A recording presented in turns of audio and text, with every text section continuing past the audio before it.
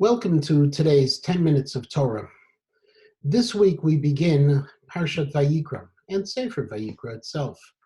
And the first 17 chapters of Vayikra focus almost exclusively on the question of korbanot, of the sacrifices that were brought, both in the times of the desert when the Jews were wandering into the Mishkan, and then afterwards, as long as we had the Mishkan, the tabernacle, or the Beit HaMikdash.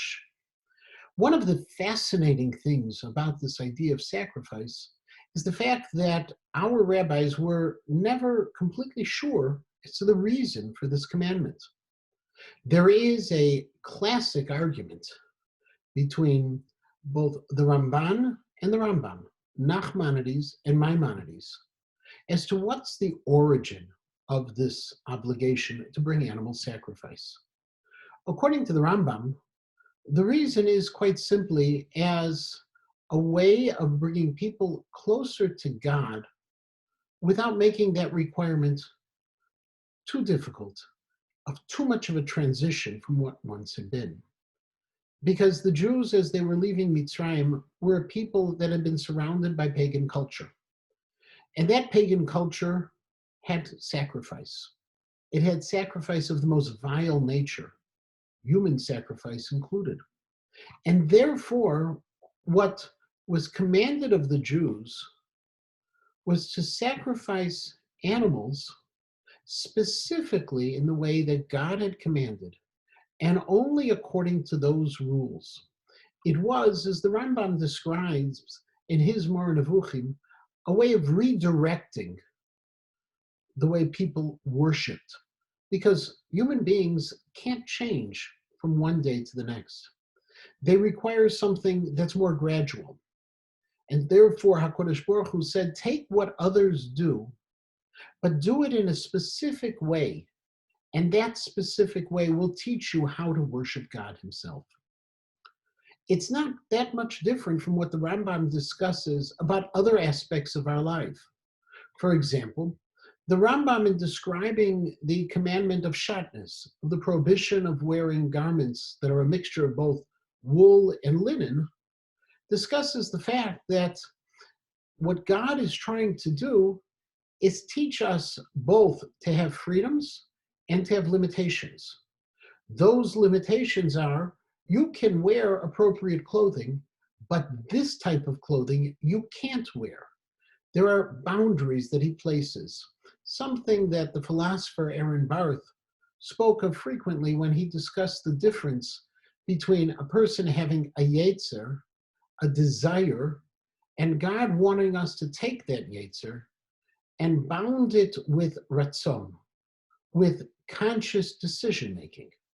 Everything we do in life needs to have those decisions. We need to be the master of our own lives, of our own minds, and our own thoughts. However, at the very same time, the Ramban disagreed. And the Ramban was of the opinion that really what was korbanot were all about were about invoking and involving all aspects of who and what we are. That human beings are a combination of thought, speech, and action.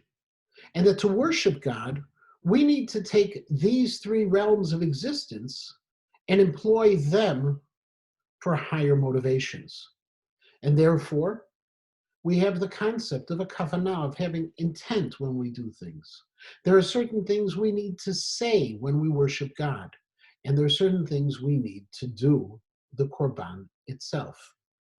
Those two approaches are approaches that find a very interesting expression via a midrash.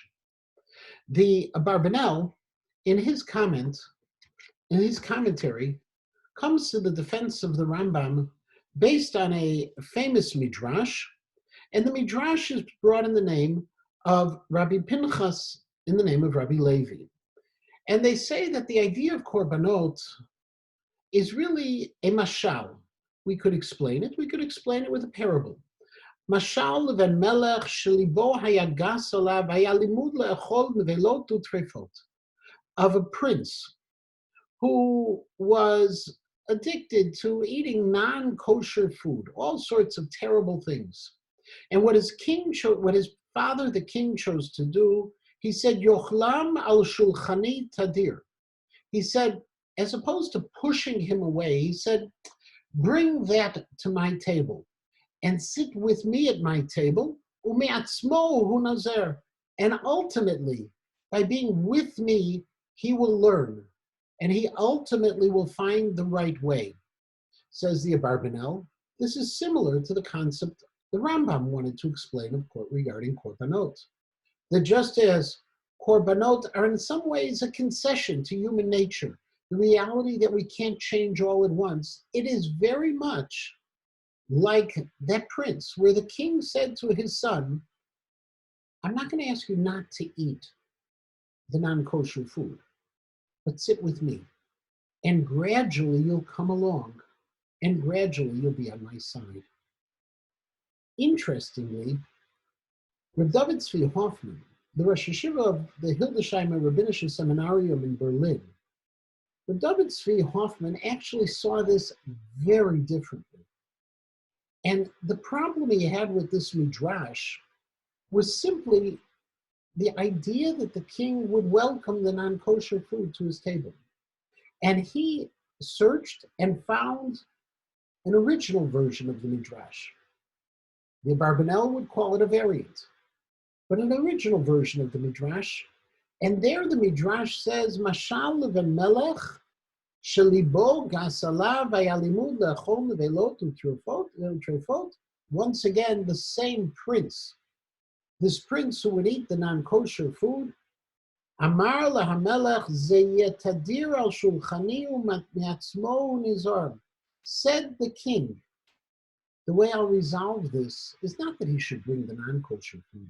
He will always eat with me. In other words, the king said, he'll always eat from my kosher food at my table. I'll make sure all of the food he needs is right here, and he'll get used to it, and then he won't ever think once again of ever going away and eating something that's not kosher. Said Reb David Tzvi Hoffman that this is actually a support for what the Ramban suggested. The Ramban said that what God wanted us to do with korbanot is employ that one element of how we express ourselves, action, in an appropriate fashion, combined with the speech and combined with the thought. It wasn't a concession. It was the way to get us used to doing the right thing always. Interestingly, this same point of Reb David Tzvi Hoffman finds expression in yet another very simple point at the beginning of our Sefer. Reb David Tzvi Hoffman notes that the name of our book, Sefer Vayikra, which is a later name, was originally called Sefer Torah Kohanim, the book of the priests. Most understand this as being that it is all about korbanot. These are the laws that the priests had to keep. Reb David Tzvi Hoffman said, no. The law of the priests is referring to the entire Jewish people, because in Sefer Shemot, in the book we just concluded last week, it talks of the concept of our responsibility to be a mamlechet kohanim v'goy kadosh, to be a nation of priests, a kingdom of priests, and a sacred nation. A mamlechet kohanim, that is who we have to be. Every Jew.